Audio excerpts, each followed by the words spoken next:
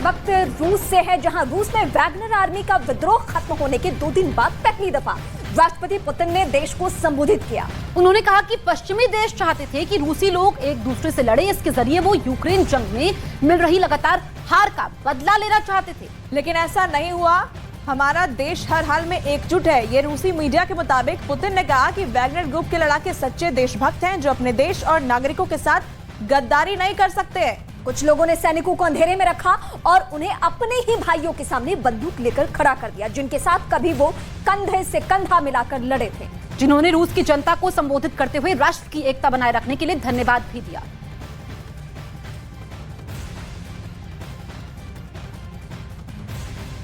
तो Wagner group के विद्रोह पर पुतिन की तरफ से बयान सामने आया है। पश्चिमी देशों की साजिश करार दिया था इसे पुतिन ने, और कहा है कि ये साजिश नाकाम हुई है क्योंकि वैगनर लड़ाके जो हैं वो सच्चे देशभक्त हैं। वैगनर ग्रुप के विद्रोह पर राष्ट्रपति पुतिन की तरफ से ये बयान सामने आया है। रूसी लोगों की एकता की जीत हुई है, क्योंकि पहले आपको बता दें कि विद्रोह की खबर आई थी, उसके 2 दिन बाद वो वापस लौट गए थे। और आपको बता दें कि बेलारूस में वहां पर बातचीत का जिक्र भी सामने आया था। तो पुतिन की प्राइवेट आर्मी के विद्रोह के बाद अमेरिका का बयान सामने आया है। व्हाइट हाउस की तरफ से जारी बयान में यह कहा गया है कि रूस में हुए वैगनर ग्रुप के विद्रोह में उसका कोई हाथ नहीं है। हालांकि इस दौरान अमेरिका की तरफ से यह भी कहा गया कि वो रूस यूक्रेन जंग में यूक्रेन की मदद करते रहेंगे। अमेरिका की तरफ से यह बयान ऐसे वक्त में आया है जब रूस इस विद्रोह के लिए पश्चिमी देशों की साजिश की आशंका जाहिर कर रहा है।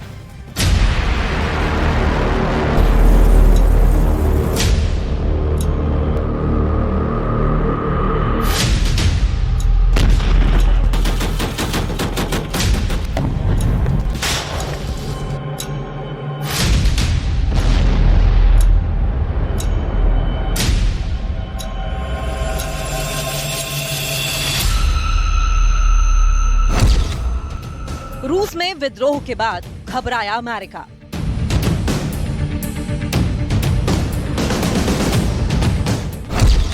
पुतिन की प्राइवेट आर्मी के विद्रोह के बाद अमेरिका की सफाई।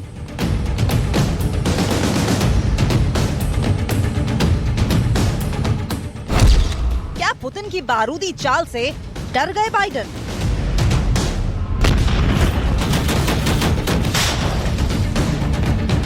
रूस में पुतिन की प्राइवेट आर्मी के विद्रोह के बाद से अमेरिका में कुछ ठीक नहीं चल रहा है। वैगनर ग्रुप के विद्रोह के बाद से अमेरिका डरा सहमा हुआ है, क्योंकि जिस तरह 1.5 साल से जारी इस जंग में पुतिन के तेवर बने हुए हैं, वो बाइडेन के लिए भी बड़ी चिंता की वजह है। और यही वजह है कि अमेरिका की तरफ से ये कहा जा रहा है कि उसका रूस में हुए विद्रोह से कोई वास्ता नहीं है, वैगनर ग्रुप के विद्रोह से उसका कोई लेना देना नहीं है। और अमेरिका की तरफ से बार बार इसे लेकर सफाई पेश की जा रही है, और ये भी कहा जा रहा है कि इसे लेकर अमेरिका ने रूस से बात भी की है। We had good direct communications with the Russians over the course of the weekend. It's our expectation that that would be able to continue going forward.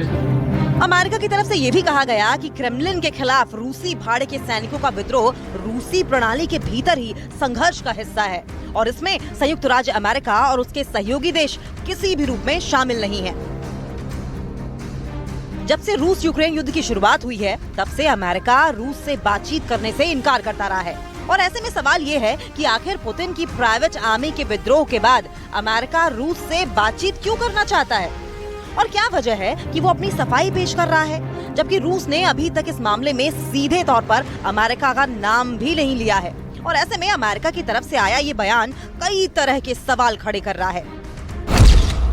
सवाल ये भी कि क्या किसी न किसी रूप में अमेरिका का इस विद्रोह में हाथ था?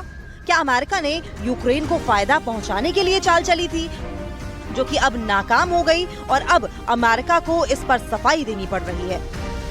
फिलहाल रूस इस विद्रोह की जांच में जुट गया है, और इसके पीछे पश्चिमी देशों की साजिश की आशंका जताई जा रही है, क्योंकि इस जंग में पश्चिमी देश लगातार रूस के खिलाफ कार्रवाई कर रहे हैं और यूक्रेन की मदद कर रहे हैं। अब सवाल ये है कि आखिर रूस के खिलाफ कौन कौन से देश एकजुट हैं? इनमें सबसे पहला नाम अमेरिका का आता है, ब्रिटेन, जापान, यूरोपियन यूनियन। फिलहाल पुतिन के खिलाफ वैगनर ग्रुप के विद्रोह की जांच जारी है, लेकिन इसी बीच जिस तरह से अमेरिका की सफाई सामने आई है वो सिर्फ अमेरिका ही नहीं बल्कि पश्चिमी देशों की मंशा पर भी सवाल खड़े कर रही है।